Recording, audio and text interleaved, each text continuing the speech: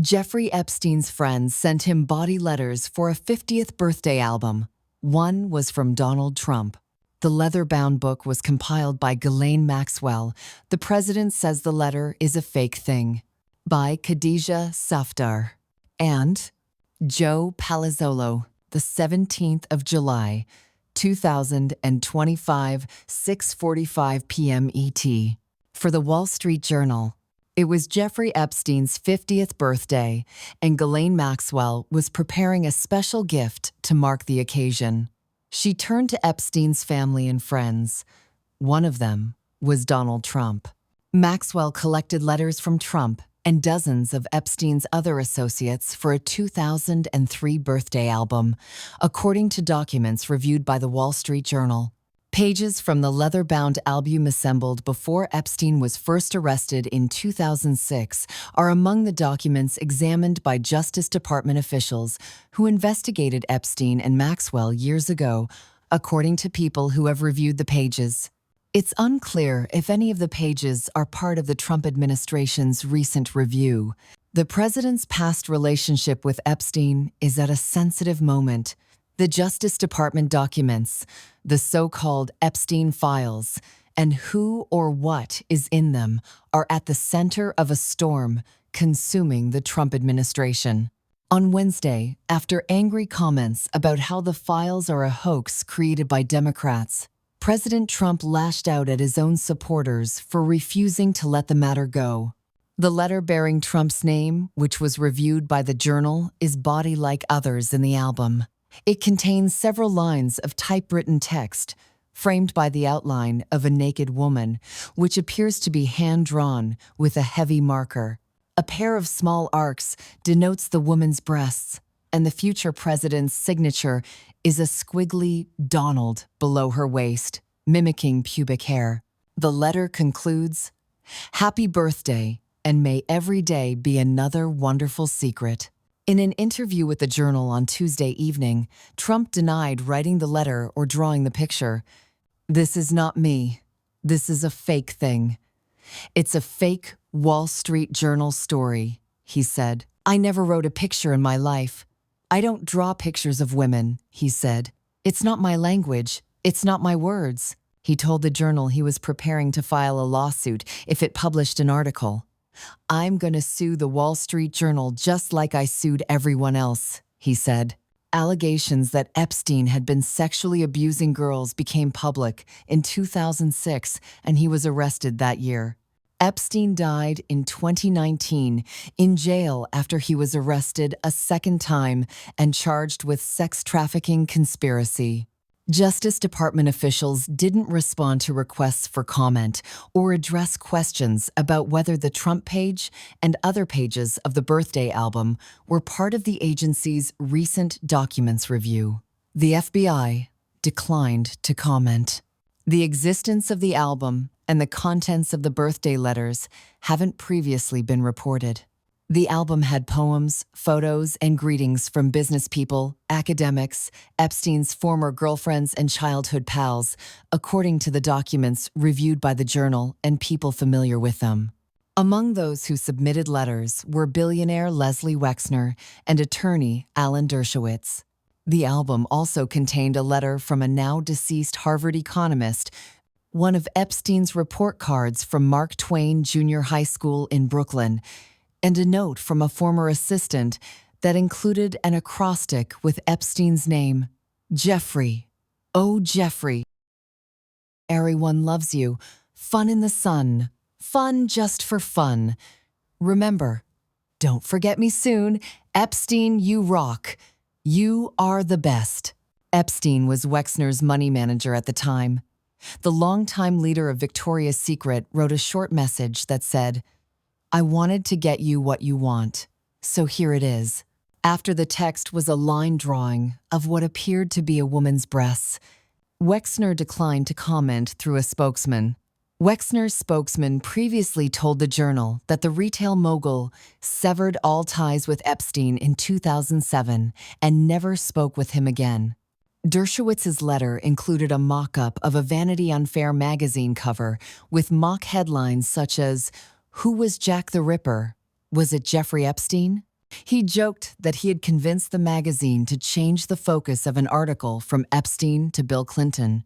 Dershowitz, who represented Epstein after his first arrest, said, "It's been a long time, and I don't recall the content of what I may have written." The book was put together by a New York City bookbinder, Herbert Weitz, according to people who were involved in the process. Weitz, who died in 2020, listed Epstein as a client on his website in 2003. It isn't clear how the letter with Trump's signature was prepared.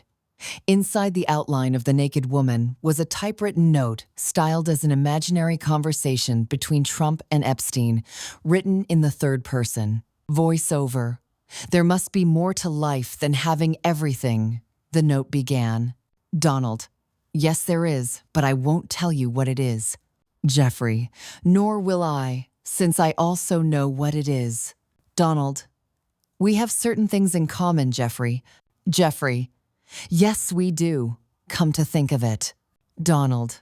"Enigmas never age. Have you noticed that?" Jeffrey. "As a matter of fact, it was clear to me the last time I saw you." Trump. "A pal is a wonderful thing. Happy birthday, and may every day be another wonderful secret." Jeffrey enjoys his social life. When he turned 50, Epstein was already wealthy from managing Wexner's fortune and was socializing with Trump, Clinton, and other powerful people at his Manhattan townhouse, Palm Beach, Florida, home and private Caribbean island. A spokesman for Clinton referred to a 2019 statement that former President Clinton had cut off ties more than a decade before Epstein's second arrest and didn't know about Epstein's alleged crimes. Epstein and Trump spent time together in the 1990s and early 2000s and were photographed at social events, including with Maxwell and Melania Trump.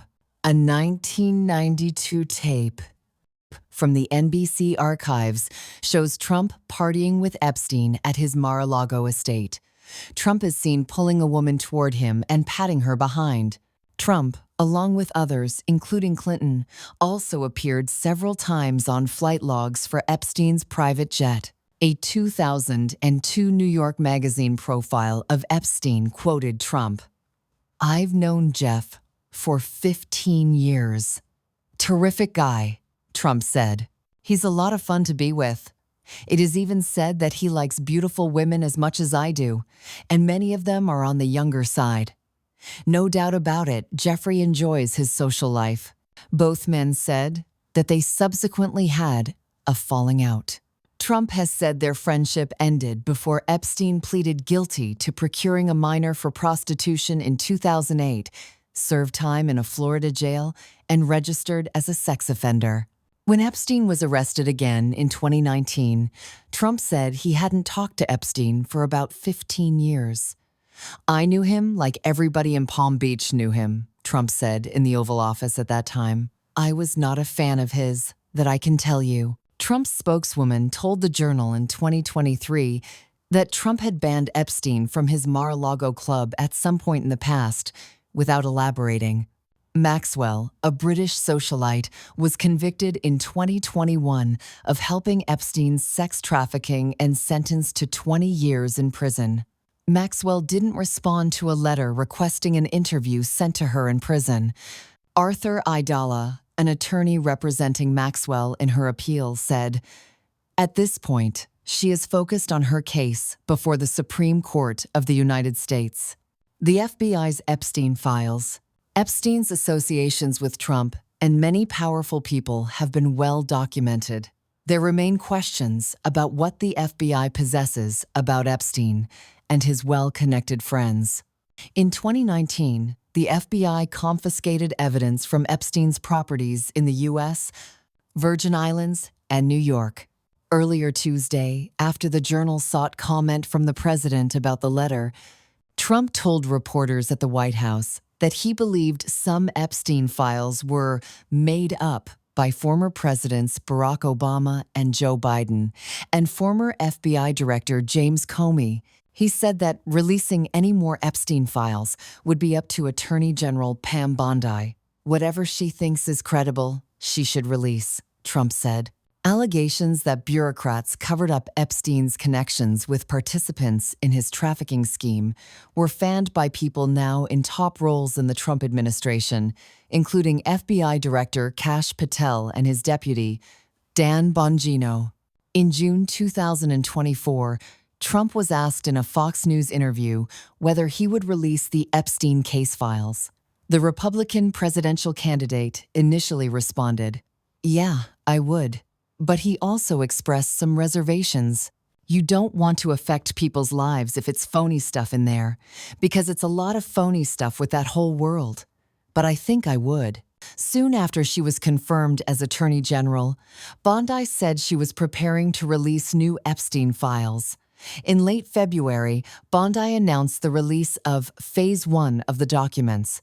But the material contained few new revelations, drawing criticism from right-wing influencers. Bondi initially blamed the FBI's New York office for withholding information and promised to release the remaining documents after redacting the victims' names. Patel also said, "There will be no cover-ups, no missing documents, and no stone left unturned." They tasked hundreds of FBI employees to review the materials and prepare them for release.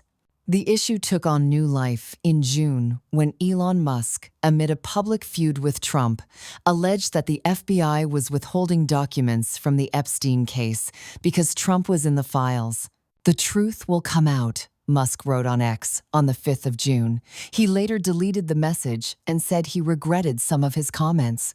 On the 7th of July, the Justice Department backtracked on Bondi's pledge to release more Epstein files.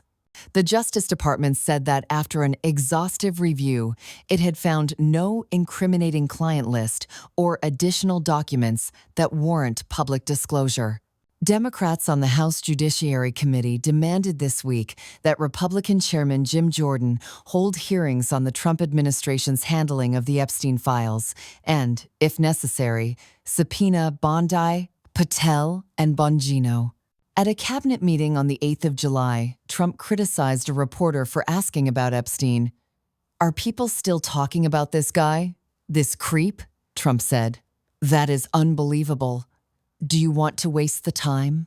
That same day, Musk wrote on X, "How can people be expected to have faith in Trump if he won't release the Epstein files?" End of article. This article originally appeared in the 18th of July, 2025, print edition as Trump's Body Letter to Epstein Was in 50th Birthday Album. What do you think of the article by the Wall Street Journal? And the latest news of Trump's legal action on this article? Let me know in the comments. Thank you for watching.